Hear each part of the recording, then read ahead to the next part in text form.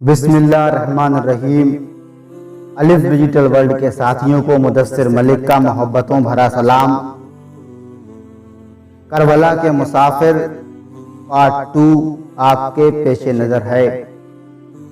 کوفہ حضرت علی رضی اللہ تعالی عنہ کے شیعوں اور محبوبوں کا مرکز و گڑھ تھا، اس لیے کہ آپ نے اپنے عہد خلافت میں دارالخلافت مدینہ منورہ سے منتقل کر کے کوفہ میں قائم کیا تھا، لہذا آپ کے سب محب وہیں جا کر آباد ہو گئے تھے۔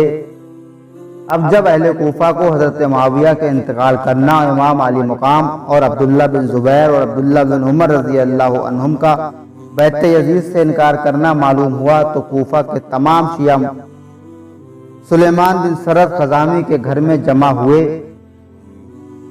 اور یہ مشورہ ہوا کہ امام علی مقام کو کوفہ بلا لیا جائے۔ چنانچہ خطوط اور وفود کا تانتا لگ گیا، یہاں تک کہ بقول ملا باقر مجلسی 12,000 خطوط شیعہ مومنین کے امام کے پاس پہنچے۔ مضامین کا خلاصہ یہ ہے کہ آپ جلد از جلد کوفہ تشریف لائیں، مسند خلافت آپ کے لیے خالی ہے، مومنین شیعوں کے مال اور ان کی گردنیں آپ کے لیے حاضر ہیں، سب کے سب آپ کے منتظر و مشتاق دید ہیں، آپ کے سوا ہمارا کوئی امام و پیشوا نہیں ہے، آپ کی مدد کے لیے یہاں لشکر مہیا و حاضر ہے۔ نعمان بن بشیر حاکم کوفہ دارالامارت پہ بیٹھا ہے، ہم جمعہ اور عیدین کی نماز پڑھنے نہیں جاتے ہیں، جب آپ تشریف لائیں گے ہم اس کو کوفہ سے نکال دیں گے۔ آخری خط آنے کے بعد امام علی مقام نے ان کو جواب دیا، بسم اللہ الرحمن الرحیم، یہ خط حسین بن علی شیعوں، مومنوں، مسلمانوں، اہل کوفہ کی طرف ہے۔ اما بعد، بہت سے قاصدوں اور خطوط کے آنے کے بعد جو تم نے خطانی و سعید کے ہاتھ مجھے بھیجا ہے وہ مجھے پہنچا۔ سب تمہارے خطوط میرے پاس پہنچے اور سب کے مضامین سے مطلع ہوا۔ تم نے سب خطوط میں مجھے لکھا کہ ہمارا کوئی امام نہیں، بہت جلد ہمارے پاس تشریف لائیں، خدا آپ کی برکت سے ہم سب کو بحق ہدایت کرے۔ واضح ہو کہ میں فی الحال تمہارے پاس اپنے برادر ام و محل اعتماد مسلم بن عقیل کو بھیجتا ہوں، اگر مسلم مجھے لکھیں جو کچھ تم نے خطوط میں لکھا ہے مشورہ عقلا و دانیان قوم و اشرف و بزرگان قوم نے لکھا ہے، اس وقت میں بہت جلد انشاءاللہ تمہارے پاس آؤں گا۔ میں اپنی جان کی قسم کھاتا ہوں کہ امام وہی ہے جو درمیان مردم و کتاب خدا حکم و عدالت قائم کرے اور قدم زاد شریعت کے باہر نہ رکھے اور لوگوں کو دین حق پر مستقیم رکھے۔ حضرت مسلم اپنے دونوں کم عمر صاحبزادوں محمد اور ابراہیم کو لے کر کوفہ پہنچے۔ کوفہ والے منتظر اور چشمے برا تھے، انہوں نے آپ کے آنے پر بے پناہ عقیدت و محبت کا اظہار کیا۔ آپ نے مختار بن ابو عبیدہ سقفی اور بقول بعد ابن سوزا کے یہاں قیام فرمایا۔ محبان اہل بیت بڑے جوش و عقیدت سے بیعت کرنے کے لیے آنے لگے۔ بیعت کے وقت بڑی بڑی قسمیں کھاتے تھے کہ جان و مال قربان کر دیں گے، آپ کا ساتھ نہیں چھوڑیں گے۔ امام مسلم نے جب ان کے جذبات، عقیدت اور محبت کو دیکھا تو امام علی مقام کی خدمت میں خط لکھا، اس میں حالات کی اطلاع دی اور یہ کہ اب تک 18,000 آدمی بیعت کر چکے ہیں، آپ ضرور تشریف لائیں کہ ملت اسلامیہ کو یزید کے ناپاک تسلط سے نجات ملے اور لوگ امام برحق اور خلیفہ عادل و راشد کی بیعت سے شرف و مشرف ہوں اور دین حق کی تائید ہو۔ حضرت مسلم کے آنے کی چرچا اور اہل کوفہ کا جوش و عقیدت سے بیعت کرنا اور دن بہ دن اس کے جوش میں اضافہ دیکھ کر یزید کے حامیوں نے عبداللہ بن مسلم اور عمارہ بن ولید نے یزید کو اطلاع کر دی کہ امام حسین رضی اللہ تعالیٰ عنہ کی طرف سے مسلم بن عقیل کوفہ میں آ گئے ہیں اور ہزاروں کی تعداد میں لوگ ان کے ہاتھ پر بیعت کر چکے ہیں، اور نعمان بن بشیر گورنر کوفہ نے ان کے خلاف اب تک کوئی خاص کارروائی نہیں کی اور نہ وہ کوئی انسدادی تدابیر عمل میں لائے ہیں، لہٰذا اگر سلطنت کی وقع منظور ہے تو فوراً اس کا حل کیا جائے اور سخت قدم اٹھایا جائے، ورنہ فی الحال عراق ہاتھ سے جاتا ہے۔ یہ اطلاع پاتے ہی یزید سخت غضبناک ہوا اور اس نے اپنے خاص دوستوں سے مشورہ کیا۔ انہوں نے کہا کہ فوراً کسی سخت ترین آدمی کو مقرر کیا جائے جو کسی کا لحاظ اور پرواہ نہ کرے، اور وہ عبیدہ بن زیاد ہے۔ چنانچہ یزید نے حضرت نعمان بن بشیر گورنر کوفہ کو معزول کر دیا اور ان کی جگہ ابن زیاد جو ان دنوں بصرہ کا گورنر تھا مقرر کر دیا، اور اس کو حکم دیا کہ فوراً کوفہ جائے اور مسلم کو گرفتار کر لے اور ملک بدر کر دے۔ اگر وہ اس میں مزاحمت کرے تو قتل کر دے، اور بیعت کرنے والوں کو ڈرائے دھمکائے کہ باز آ جائیں، ورنہ ان کو بھی ختم کر دے، اور حسین آئیں تو ان سے بھی میری بیعت طلب کرے، اگر بیعت کر لیں تو بہتر، ورنہ ان کو بھی قتل کر دے۔ چنانچہ ابن زیاد نے اپنے گھر والوں کے علاوہ 500 آدمی اپنے ساتھ لیے اور بصرہ چلا گیا۔ ان میں سے کچھ راستے میں بھی ٹھہرے، مگر اس نے کچھ پرواہ نہ کی اور برابر چلتا رہا۔ قادسیہ پہنچ کر اس نے اپنے سپاہیوں کو وہیں چھوڑا اور رات کی تاریکی میں کوفہ میں داخل ہوا۔ ابن زیاد نے رات گزار کر لوگوں کو جمع کیا، ان کے سامنے تقریر کی کہ یزید نے مجھے کوفہ کا گورنر مقرر کیا ہے اور مجھے حکم دیا ہے کہ میں مظلوم کے ساتھ انصاف کروں اور مطیع و فرمانبردار کے ساتھ احسان کروں، نافرمانوں کے ساتھ سختی کروں۔ میں اس کے حکم کی سختی سے پابندی کروں گا۔ جو شخص مطیع و فرمانبردار ہے اس کے ساتھ شفقت سے پیش آؤں گا، اور جو شخص نافرمان ہے اس کے لیے میرا چابک اور میری تلوار ہے۔ تمہیں چاہیے کہ تم اپنی خیر مناؤ اور اپنے اوپر رحم کرو۔ اس تقریر کے بعد اس نے کوفہ کے مشہور لوگوں کو گرفتار کیا۔ ان سب سے کہا کہ تحریری ضمانت دو کہ تمہیں اور تمہارے قبیلے کے لوگ کسی مخالف کو اپنے یہاں پناہ نہیں دیں گے، اور نہ کسی قسم کی مخالفانہ سرگرمیوں میں حصہ لیں گے، اور کسی نے اگر مخالف کو پناہ دے رکھی ہے تو وہ اس کو پیش کرے گا، جو لکھ کر دے گا اس پر پابندی کرے گا وہ بری ہو جائے گا، اور جو ایسا نہیں کرے گا اس کا مال و جان دونوں ہم پر حلال ہوں گے۔ ہم اس کو قتل کر کے اسی کے دروازے پر لٹکا دیں گے اور اس کے تمام متعلقین کو بھی نہیں چھوڑیں گے۔ ابن زیاد کے آنے سے اور ڈرانے و دھمکانے سے اہل کوفہ گھبرا گئے اور خوف زدہ ہو گئے، اور ان کے خیالات میں تبدیلی آنے لگی۔ حالات کے پیش نظر حضرت مسلم نے مختار بن عبیدہ کے یہاں رہنا مناسب نہ سمجھا، اور رات کے وقت وہاں سے نکل کر اکابر کوفہ میں سے ایک محب اہل بیت حانی بن عربہ کے یہاں آ گئے۔ حانی کو آپ کا آنا سخت ناگوار ہوا، کہنے لگا اگر آپ یہاں نہ آتے تو اچھا تھا۔ آپ نے فرمایا کہ میں خاندان رسالت کا ایک غریب البطر مسافر ہوں، مجھے پناہ دو۔ حانی نے کہا اگر آپ میرے مکان میں داخل نہ ہو گئے ہوتے تو میں یہی کہتا کہ آپ چلے جائیں، لیکن اب میری غیرت کے خلاف ہے کہ آپ کو گھر سے نکال دوں۔ حانی نے مکان کے زنانہ حصے کے ایک محفوظ کمرے میں آپ کو چھپا دیا۔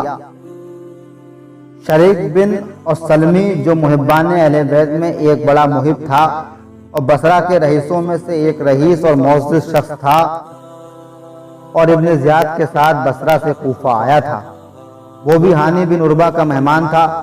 ابن زیاد اور دیگر عمرہ کے نزدیک وہ بڑا مکرم تھا، وہ بیمار ہو گیا۔ ابن زیاد نے اس کو پیغام بھیجا کہ میں شام کو تمہاری عیادت کو آؤں گا۔ شریک نے حضرت مسلم سے کہا کہ اگر میں آپ کو ابن زیاد کے قتل کا موقع فراہم کر دوں تو آپ اسے قتل کریں گے؟ آپ نے فرمایا ہاں۔ شریک نے کہا وہ مردود آج شام میری عیادت کے لیے آ رہا ہے، آپ تلوار ہاتھ میں رکھیں، اور جب میں کہوں مجھے پانی پلا دو تو آپ ایک دم اس پر بار کر کے اس کا کام تمام کر دیں، پھر بڑی آسانی سے دارالعمارت اور کوفہ پر قبضہ ہو جائے گا، اور اگر میرا مرض اچھا ہو گیا تو بصرہ جا کر آپ کے لیے وہاں کا سب انتظام کر لوں گا۔ شام کو ابن زیاد ایک خاص محافظ یعنی کہ باڈی گارڈ کے ساتھ حانی کے گھر آیا اور شریک کے بستر کے پاس بیٹھ کر مزاج پرسی کرنے لگا۔ اس کا محافظ بھی اس کے پاس کھڑا تھا۔ شریک نے بلند آواز سے کہا مجھے پانی پلاؤ، پانی پلاؤ۔ تیسری مرتبہ کہا افسوس تم مجھ پر پانی سے پرہیز کراتے ہو، پانی پلا دو چاہے اس میں میری جان چلی جائے۔ حضرت مسلم نہ نکلے تو شریک کو افسوس ہوا کہ یہ کیسا سنہرا موقع کھو رہے ہو۔ تو وہ یہ شعر پڑھنے لگے، سلمہ کو سلام کرنے میں تمہیں اب کیا انتظار ہے، مجھے پلا دو پانی چاہے میری جان چلی جائے۔ محافظ تاڑ گیا اور اس نے ابن زیاد کو آنکھ سے اشارہ سے چلنے کو کہا۔ ابن زیاد اٹھ کھڑا ہوا۔ شریک نے کہا، اے امیر، میں تمہیں وصیت کرنا چاہتا ہوں۔ ابن زیاد نے کہا، میں پھر آؤں گا۔ محافظ اسے دھکیلتا ہوا باہر لے گیا، اور خدا کی قسم تمہارے قتل کی سازش تھی۔ ابن زیاد نے کہا، یہ کیسے ہو سکتا ہے، میں تو شریک کی خاطر اور عزت کرتا ہوں، اور پھر یہ ہانی بن عروہ کا مکان ہے، اس پر میرے ماں باپ کے احسانات ہیں۔ محافظ نے کہا، جو میں کہتا ہوں بالکل صحیح ہے، آپ کو معلوم ہو جائے گا۔ ابن زیاد کے جانے کے بعد مسلم پردے سے باہر آئے تو شریک نے کہا، افسوس، آپ کو اس کے قتل سے کس چیز نے روکا؟ فرمایا، دو باتوں نے۔ ایک تو میرے میزبان ہانی کو یہ پسند نہیں تھا کہ میں اس کے گھر میں ابن زیاد کا قتل ہو۔ دوسرا، حضور اکرم صلی اللہ تعالی علیہ وسلم کے فرمان نے کہ کسی کو دغا سے قتل کرنا مومن کی شان نہیں۔ اللہ اللہ ان پاک لوگوں کے عدل و انصاف و پابندی شریعت و سنت تو دیکھیے کہ ایسے بدترین دشمن کے ساتھ خلاف سنت و سلوک کو مناسب نہیں سمجھتے، ورنہ ایک سخت ترین دشمن کو ختم کرنے کا یہ بہترین موقع تھا۔ اور بعض روایتوں میں یہ بھی آیا ہے کہ آپ نے فرمایا، میں نے سنا کوئی کہتا ہے، اے مسلم، نہ نکل یہاں تک کہ کاتب تقدیر کا لکھا ہوا اپنی مدت کو پہنچ جائے۔ 3 دن بعد شریک نے وفات پائی اور ابن زیاد نے نماز جنازہ پڑھائی۔ حضرت مسلم ہانی کے گھر میں چھپے ہوئے تھے، اور معتقدین وہاں بھی خفیہ طور پر ملاقات کرنے کے لیے آتے جاتے تھے۔ بیعت کا سلسلہ برابر جاری تھا۔ بعض روایتوں میں آتا ہے کہ 40,000 لوگوں نے بیعت کر لی تھی۔ ادھر ابن زیاد برابر تجسس میں تھا کہ پتہ چلے کہ کس نے اس کو پناہ دے رکھی ہے۔ آخر اس نے اپنے ایک غلام موکل کو اس کام پر مامور کیا، اور اس نے پتہ لگا لیا کہ مسلم بن عقیل کس کے گھر میں چھپے ہوئے ہیں۔ ہانی بن عروہ کوفہ میں ایک مقتدر شخصیت تھے، اور ابن زیاد کے ساتھ ان کے پہلے بھی کچھ تعلقات تھے۔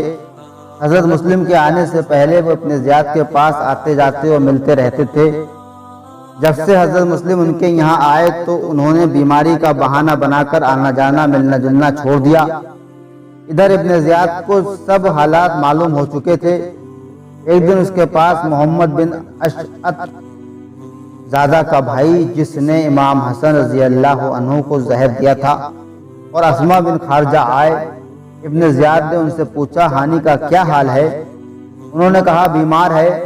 ابن زیاد نے کہا، مجھے معلوم ہوا ہے کہ وہ اچھا بھلا ہے، اور سارا دن اپنے دروازے پر بیٹھا رہتا ہے۔ تم جاؤ، اس سے کہو اطاعت اور ملاقات دونوں ضروری ہیں، انہیں ترک نہ کرو۔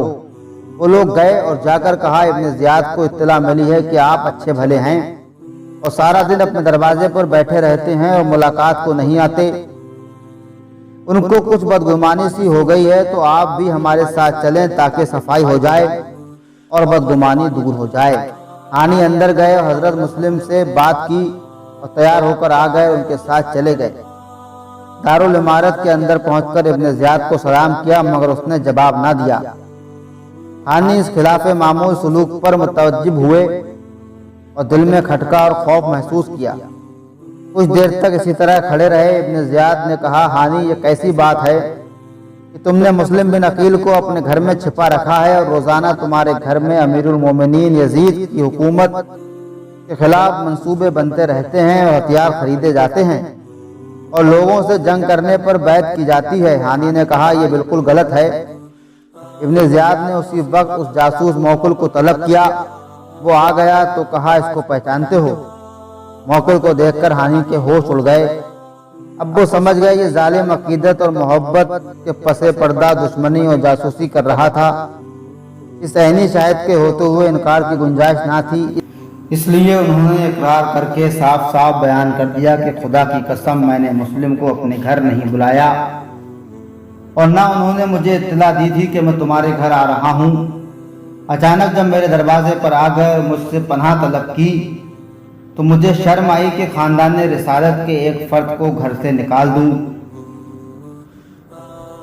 اب میں تم سے پکا وعدہ کرتا ہوں، جیسی تم ضمانت تم چاہو گے میں پیش کر دوں گا اور پھر تمہارے پاس واپس آ جاؤں گا، مجھے اتنی دیر کی مہلت دے دو۔ ابن زیاد نے کہا، خدا کی قسم تم اس جگہ سے اس وقت تک حرکت نہیں کر سکتے جب تک یہ عہد نہ کرو کہ تم مسلم کو ہمارے حوالے کرو گے۔ ہانی نے کہا، خدا کی قسم میں اپنے مہمان کو جس کو میں پناہ دے چکا ہوں قتل کے لیے تمہارے حوالے نہ کروں گا۔ ابن زیاد نے کہا، تمہیں حوالے کرنا ہوگا۔ ہانی نے کہا، خدا کی قسم میں تمہارے حوالے نہیں کروں گا۔ تکرار سے جب بات بڑھنے لگی تو مسلم بن عمرو بحالی اٹھا اور کہا، خدا امیر کو بھلا کرے، ذرا مجھے ہانی سے بات کا موقع دیا جائے۔ ابن زیاد نے اجازت دی تو بحالی ہانی کو لے کر ایک طرف کچھ فاصلے پر کھڑا ہو گیا۔ ابن زیاد دونوں کو دیکھ رہا تھا۔ حالی نے ہانی کو بہت سمجھایا کہ تم مسلم کو امیر کے حوالے کر دو اور انکار کر کے اپنی جان اور اپنی قوم کو ہلاکت میں نہ ڈالو۔ امیر نہ ان کو قتل کریں گے اور نہ ان کو نقصان پہنچائیں گے۔ ہانی نے کہا، اس میں میری سخت ذلت اور رسوائی ہے۔ حبلی نے کہا، کوئی ذلت نہیں ہے۔ ہانی نے کہا، اب تو میں خود بھی باہمت بطاقت ہوں اور میرے عنوان و انصار بھی بہت موجود ہیں۔ خدا کی قسم اگر میں تنہا ہوتا اور میرا کوئی یار و مددگار نہ ہوتا تو بھی میں پناہ دیے ہوئے مہمان کو دشمن کے حوالے نہ کرتا۔ حبلی ان کو مجبور کر رہا تھا اور قسمیں دے رہا تھا، مگر ہانی برابر انکار کر رہے تھے۔ ابن زیاد دیکھ کر بےتاب ہو گیا اور حبلی سے کہنے لگا، اسے میرے پاس لاؤ۔ چنانچہ ہانی کو اس کے پاس لے گئے۔ اس نے غضبناک ہو کر ہانی سے کہا، مسلم کو میرے حوالے کر دو ورنہ میں تمہاری گردن مار دوں گا۔ ہانی نے کہا، پھر میں تمہارے ارد گرد بھی چمکتی ہوئی تلواریں ہوں گی۔ یہ سن کر ابن زیاد نے ہانی کے منہ پر ڈنڈے مارے کہ ہانی کی ناک پھٹ گئی اور آبرو کی ہڈی ٹوٹ گئی اور کپڑے خون سے لت پت ہو گئے۔ ہانی نے ایک سپاہی کی تلوار کے قبضے پر ہاتھ مارا مگر اس نے زور سے چھڑا لیا۔ ابن زیاد نے کہا، اب تو نے اپنا خون بھی ہمارے لیے مباح کر دیا۔ پھر حکم دیا کہ اس کو ایک کمرے میں قید کر دو اور پہرا بٹھا دو۔ اسما بن خارجہ اٹھے اور ابن زیاد سے کہا کہ او دغاباز، ان کو چھوڑ دے، تو نے ہمیں حکم دیا تھا کہ ہم انہیں تیرے پاس لائیں۔ جب ہم لے آئے ہیں تو نے ان کا منہ توڑ دیا ہے اور ان کا خون بہایا ہے اور ان کو قتل کرنے کے لیے بھی کہہ رہا ہے۔ ابن زیاد نے کہا، اس کو بھی پکڑو اور مارو۔ چنانچہ سپاہیوں نے ان کو بھی مارا پیٹا اور پھر ان کو بھی قید کر دیا۔ محمد بن اشد نے کہا، امیر جو کچھ بھی کرے ہم اس پر راضی ہیں۔ شہر میں افواہ اڑ گئی کہ ہانی قتل کر دیے گئے ہیں۔ اس افواہ کو سن کر ہانی کے قبیلے والے ہزاروں کی تعداد میں انتقام کا نعرہ لگاتے ہوئے آئے اور انہوں نے کسرے عمارت کو محاصرہ کر لیا۔ اس قبیلے کے سردار عمر بن حجاز نے پکارا، کہا، میں عمر بن حجاز ہوں اور میرے ساتھ قبیلہ مجہز کے شہسوار ہیں۔ ہم نے کبھی اطاعت سے انحراف نہیں کیا اور نہ جماعت سے علیحدگی اختیار کی۔ پھر ہمارے سردار کو قتل کر دیا گیا، ہم انتقام لیں گے۔ سب نے پھر انتقام کے نعرے بلند کیے۔ ابن زیاد اس نازک صورت کو دیکھ کر بہت گھبرایا۔ اس نے قاضی شریک سے کہا کہ آپ ہانی کو اپنی آنکھوں سے پہلے دیکھ لیں اور پھر ہانی کے قبیلے والوں سے کہہ دیں کہ وہ زندہ ہیں اور قتل کی افواہ غلط ہے۔ قاضی صاحب ہانی کو دیکھنے گئے۔ ہانی اپنے قبیلے کے لوگوں کا شور و ہنگامہ سن رہے تھے۔ انہوں نے قاضی صاحب کو دیکھ کر کہا، یہ آوازیں میرے قبیلے کے لوگوں کی ہیں، آپ ان سے میرا حال بتا کر صرف اتنا کہہ دیں کہ اگر 10 آدمی بھی اس وقت اندر آ جائیں تو میں چھوڑ سکتا ہوں۔ اس وقت بھی ان کا خون بہ رہا تھا۔ قاضی صاحب باہر آئے تو ابن زیاد نے اپنا ایک خاص جاسوس حمید بن بکر احمری ان کے ساتھ کر دیا اور کہا، آپ لوگوں سے صرف اتنا کہیں کہ ہانی زندہ ہے۔ قاضی صاحب فرماتے ہیں، خدا کی قسم اگر وہ جاسوس میرے ساتھ نہ ہوتا تو میں ہانی کو پیغام ضرور ان کے قبیلے تک پہنچا دیتا۔ غرض قاضی صاحب نے لوگوں کے سامنے آ کر کہا کہ ہانی زندہ ہیں، ان کے قتل کی خبر جو تم تک پہنچی ہے وہ غلط ہے۔ قاضی صاحب کی شہادت سن کر لوگوں نے کہا اگر وہ قتل نہیں کیے گئے ہیں تو خدا کا شکر ہے، اور سب منتشر ہو گئے۔ ادھر حضرت مسلم نے عبداللہ بن حازم کو قصر عمارت کی طرف بھیجا کہ جاؤ دیکھ کر آؤ کہ ہانی پر کیا گزری۔ انہوں نے جا کر حالات معلوم کیے اور حضرت مسلم کو آ کر بتایا کہ ابن زیاد نے ہانی کو مار مار کر زخمی کر دیا ہے اور اب وہ قید میں ہیں۔ ہانی کے قبیلے کی عورتیں اس وقت فریاد و وبیلہ کر رہی تھیں۔ حضرت سالم نے عبداللہ بن حازم سے کہا یا منصور امت پکار کر اپنے مددگاروں کو جمع کرو۔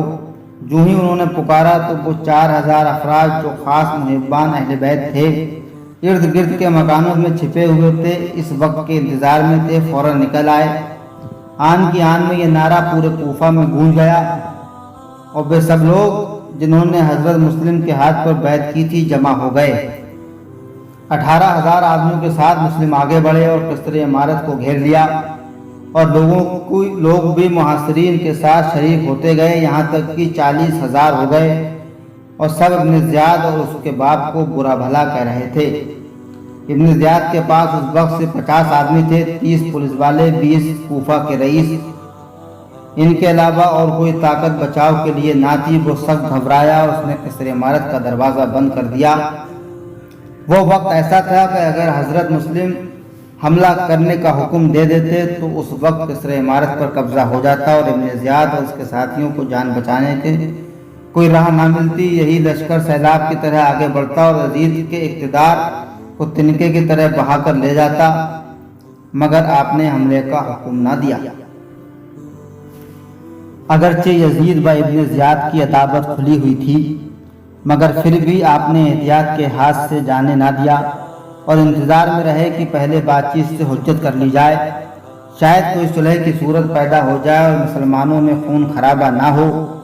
لیکن یہ انتظار دشمن کے لیے بڑا مفید ثابت ہوا۔ اس نے اس کا فائدہ اٹھایا، ان اشراف کوفہ سے کہا جو اس وقت اس کے پاس تھے کہ تم قصر عمارت کی چھت پر چڑھ کر اپنے اپنے قبیلے کے لوگوں کو میری اور یزید کی حمایت میں انعام و اکرام، بدتما و لالچ اور نافرمانی کرنے پر انعام و احسان سے محروم رہنے اور سخت سزا پانے کا خوف دلاؤ، اور ان کو یہ بتاؤ کہ یزید کی فوجیں شام سے روانہ ہو چکی ہیں جو پہنچنے ہی والی ہیں۔ پھر سمجھ لو کہ تمہارا کیا حال ہوگا۔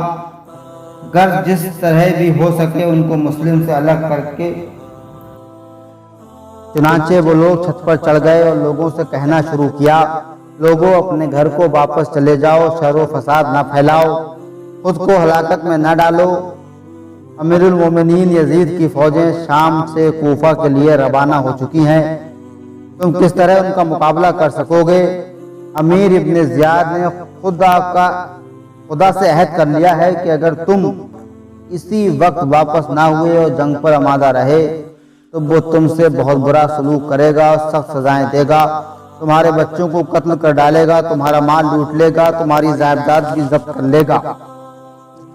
اشرف کوفہ کی خوفزدہ کر دینے والی تقریروں سے متاثر ہو کر لوگ متفرق اور منتشر ہونے لگے۔ عورتوں اور مردوں نے اپنے اپنے بھائیوں اور بیٹوں کو بلا کر سمجھانا اور ساتھ چھوڑنے پر مجبور کرنا شروع کر دیا۔ لوگ جانے لگے، 10 ادھر سے گئے، 20 ادھر سے گئے، اس طرح لوگ ساتھ چھوڑتے گئے، یہاں تک کہ مغرب کی نماز تک صرف 30 آدمی حضرت مسلم کے ساتھ رہ گئے۔ جب آپ نے اپنے حامیوں کی غداری اور بدعہدی دیکھی تو بہت مایوس ہوئے۔ نماز کے بعد 30 آدمیوں کے ساتھ آپ قداں کے محلے کی طرف چلے۔ اس محلے کی طرف پہنچتے پہنچتے یہ 30 آدمی بھی ایک ایک کر کے ساتھ چھوڑ گئے اور حضرت مسلم تنہا رہ گئے۔ قسم پرسی کا عالم ہے، جس محب کے دروازے پر جاتے دروازہ بند پاتے۔ بھرے شہر میں کوئی محفوظ جگہ نظر نہیں آتی تھی کہ کہاں رات گزار سکیں۔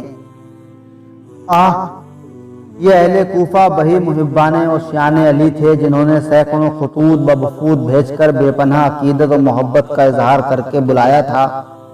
یہ وہی تھے جنہوں نے بڑی بڑی قسمیں کھا کر بیعت کی تھی کہ جان و مال قربان کر دیں گے مگر آپ کا ساتھ نہیں چھوڑیں گے، اور آج یہ حالت ہے کہ معمولی دھمکیوں کے رعب میں آ کر اور دنیا کے مال و زر کے لالچ میں آ کر ساتھ چھوڑ گئے، اندر گھس کر دروازے بند کر لیے اور خاندان رسالت کے چشم و چراغ حضرت امام علی مقام کے نائب اور بھائی عالم غربت کے مسافرت میں پریشان ہیں کہ کدھر جائیں۔ اس پریشانی کے ساتھ اور تصور جو دل کو تڑپا رہا تھا کہ وہ یہ کہ میں نے امام حسین کو خط لکھ دیا ہے اور اس تشریف آوری کی پرزور التجا کی ہے۔ یقیناً امام میری التجا رد نہیں فرمائیں گے اور ضرور اہل و عیال سمیت تشریف لائیں گے، تو ان کوفیوں کی بے وفائی کی وجہ سے ان پر کیا مصائب آئیں گے۔ عزیز دوستو، کل کے ایپیسوڈ میں آگے کے واقعات پیش کروں گا انشاءاللہ تعالی۔ کل ہم حضرت مسلم اور ابن زیاد کی بات چیت، حضرت مسلم کی شہادت اور ہانی کی شہادت اور فرزندان مسلم یعنی کہ حضرت مسلم کے دونوں شہزادوں کی شہادت کا بیان کریں گے، اور اس کے بعد انشاءاللہ تعالی امام حسین کے 72 جانشینوں کا ذکر کیا جائے گا۔ عزیز دوستو، اگر آپ نے ابھی تک میرے چینل کو سبسکرائب نہیں کیا ہے تو پلیز میرے چینل کو سبسکرائب کیجئے تاکہ آنے والی ویڈیو آپ تک بآسانی پہنچ سکیں۔